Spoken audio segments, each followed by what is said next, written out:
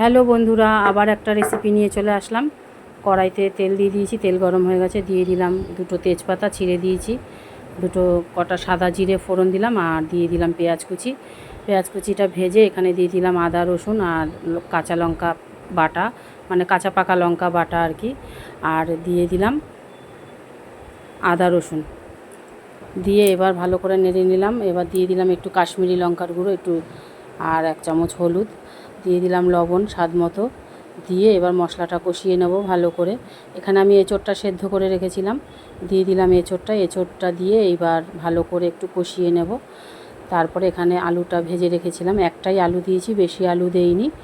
আর এটা হচ্ছে টক দইটা আমি ফেটিয়ে রেখে দিয়েছিলাম, সেই টক দইটা দিয়ে দিলাম, দিয়ে একটু জল দিয়ে দিলাম টক দইটার বাটিটা ধুয়ে আর কি। তারপরে ধুয়ে নেড়ে ঢাকা দিয়ে দিলাম, জল কিন্তু দেইনি, দইয়ের থেকেই জল ছেড়েছে। আর দিয়ে দিলাম সামান্য একটু চিনি, কারণ একটু মিষ্টি না দিলে ভালো লাগে না। আর দিয়ে দিলাম একটু গরম মশলার গুঁড়ো, দিয়ে আবার একটু নেড়ে নেব। দেখো হয়ে গেল আমার দই এঁচোড়। তোমরা এইভাবে করে খেও, খুব ভালো লাগে, দারুণ লাগে খেতে। রেসিপিটা কেমন লাগলো দই এঁচোড়।